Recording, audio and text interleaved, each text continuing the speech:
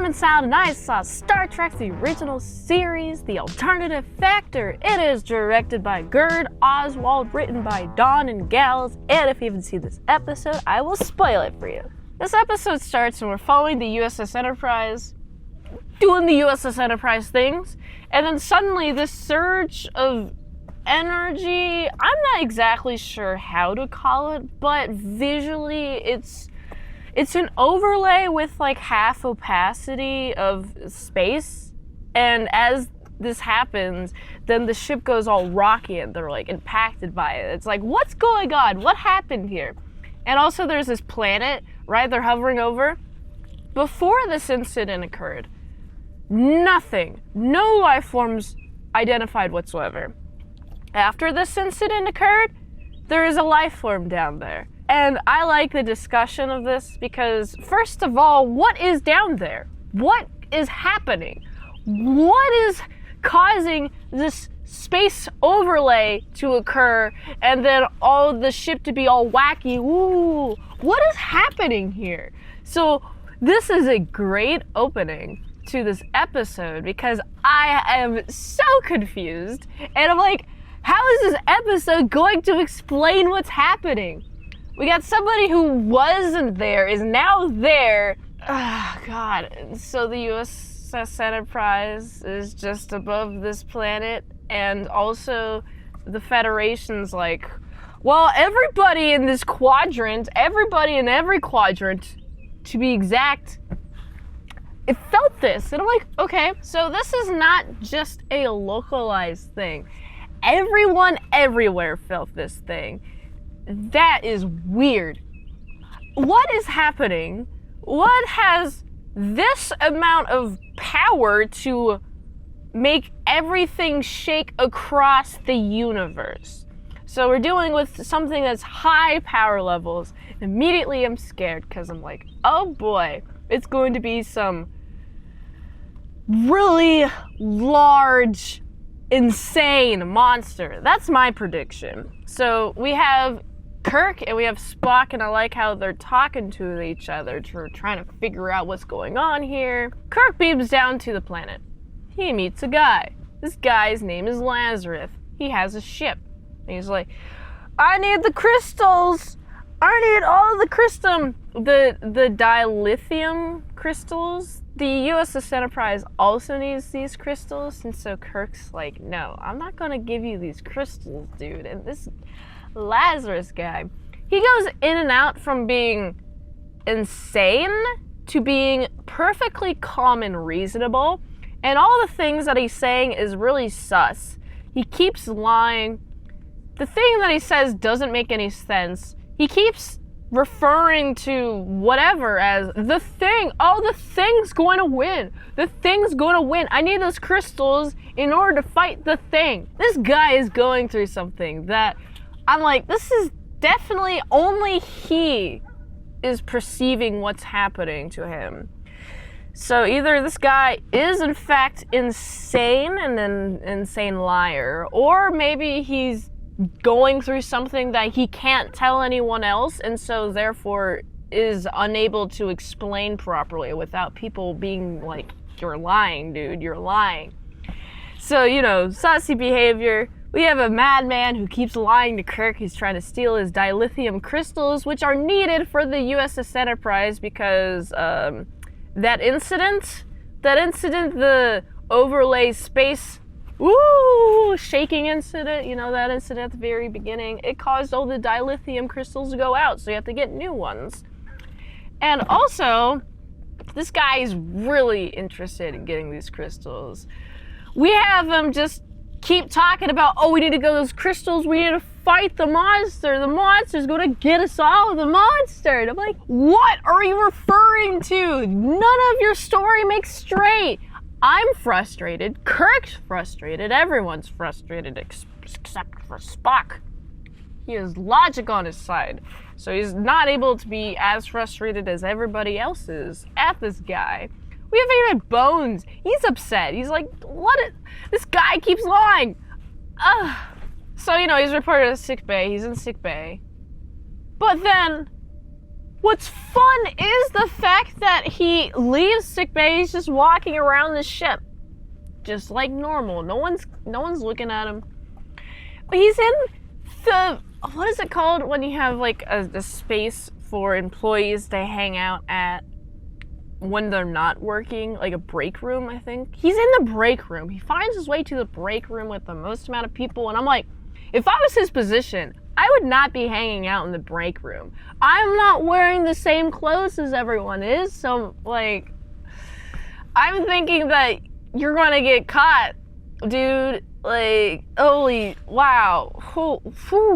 I'm just astonished by his decision to go to the break room. But then, you know, he's like wandering around the place. He's wandering, oh, I'm gonna go to the engineering. Or, you know, the engineering place where they have those dilithium crystals. Of course, Kirk kept them.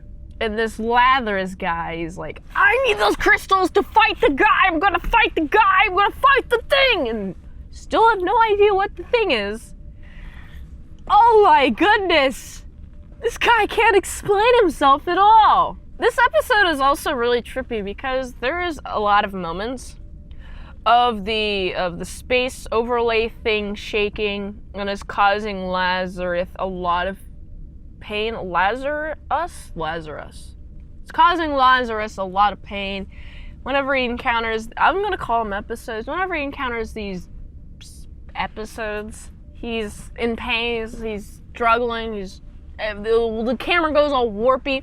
And then some blue overlay. I don't know how they filmed this, okay? So this thing is spinning, the camera is spinning, and there's like these two dudes who are fighting, but it's light blue. They're light blue, and the outlines of their body is like a regular blue. So it's some sort of negative filter. I don't know how they did it. How did they film this? I didn't look it up. If you know, let me know in the comments below. I'm so intrigued. When I saw this, I was like, wait, this is Star Trek? This is the trippiest thing I've ever seen. What is going on here? And Lazarus has a lot of these episodes occur. Obviously, he keeps talking about an enemy so much that we gotta go down to the planet to see it, and so Kirk goes down to the planet and sees this ship, and it's like, where is this enemy? And also, there's like a blip of radiation that the Enterprise keeps seeing from from space onto the planet. They see it like a little bit of a blip of a radiation. So they go down there, and it's like gone. And it's like, what is happening here? And this guy is clearly insane. There's no enemy here. We don't see an enemy here, and it looks like he's fallen. And well, he fell. He saved the captain's life, which was nice because he's like, Captain, look out! And there's a rock. Almost hits the captain, but luckily he's saved. And then Lazarus just falls, so he has to go back to sickbay. And then once he's back in sickbay, he starts wandering again. Here is something insane. Before, he was just kind of being a madman, just kind of being insane, but he wasn't doing a bunch of harm. Now, what he's doing now here, though, however, I got an issue with. So he's just walking around. He goes to this compartment, and there's like some circuitry, and he moves some like bits and pieces around, and then causes a fire. And then there's electrical fire, and there's oh god, there's a huge fire. There's a lot of smoke.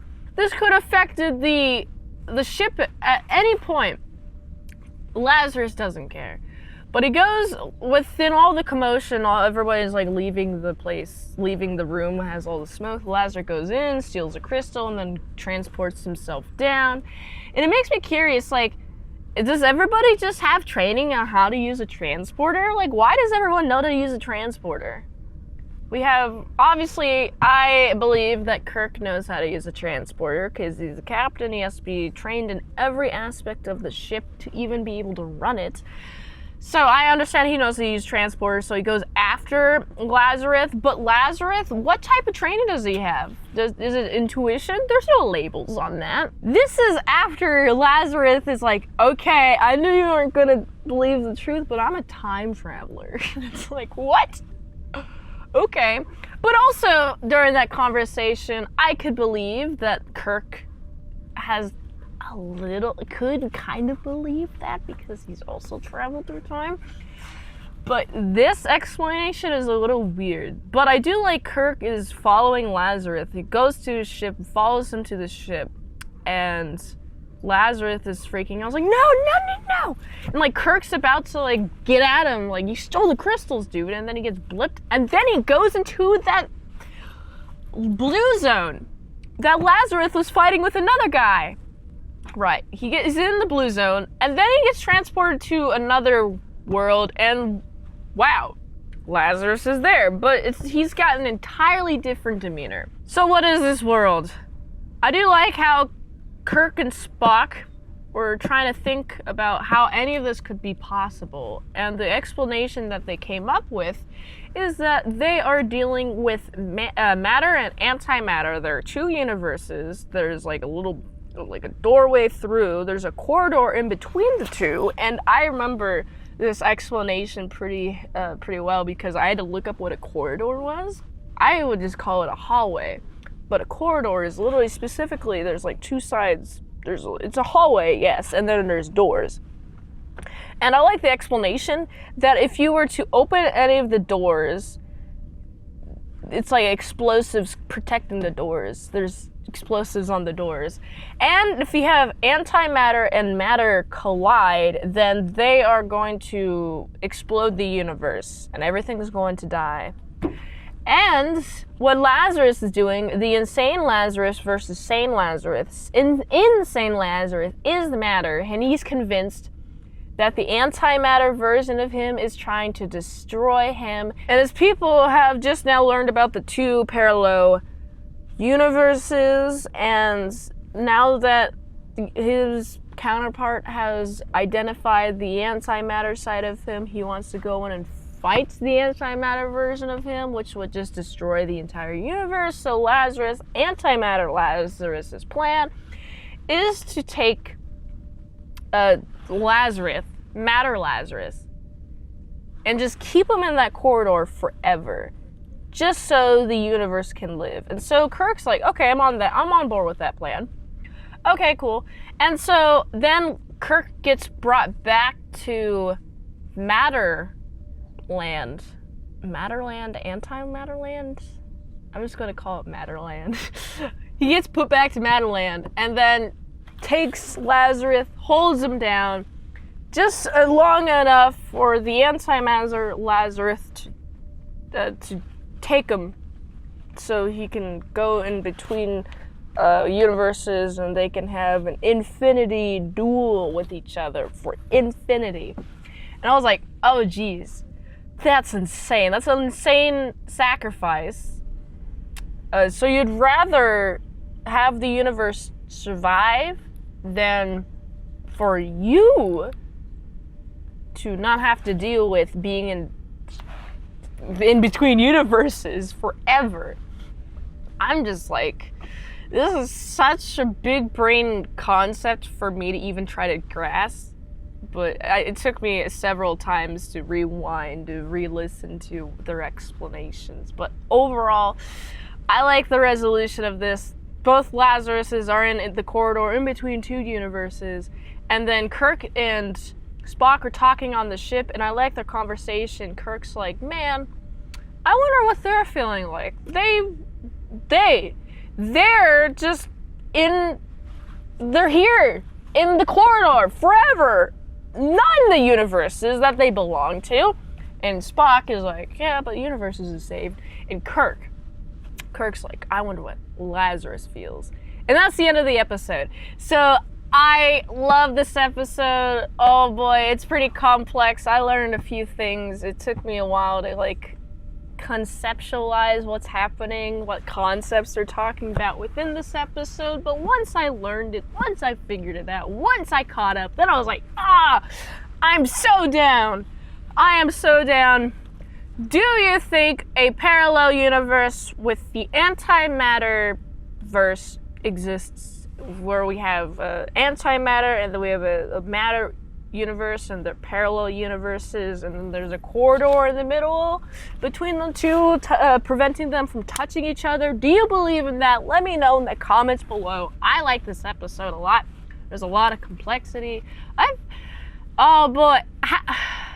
The music is always great in Star Trek. The reason why I don't bring it up more, it's always great. It's always complimentary. I really like the setting that they have here. I like the planet that they're on. I like the setting. It's just great. I really like this episode. I like the characters. I like that there's like literally 2 versions of Lazarus. So I gotta give this episode, it's like a solid 8.7 out of 10. If you like this review, watch another one. The platform really likes that. If you want to fast track a movie review, you can do that for $20 deals at patreon.com/ASEPresents. And if you like to help support the daily grindiness of all them daily movie reviews, go to this link tree. Find the way you can help support the daily grind of all them daily movie reviews. So go here. And until next time, mint salad sauce, you know, my salad croutons and bacon bits. Boop. Beam me up.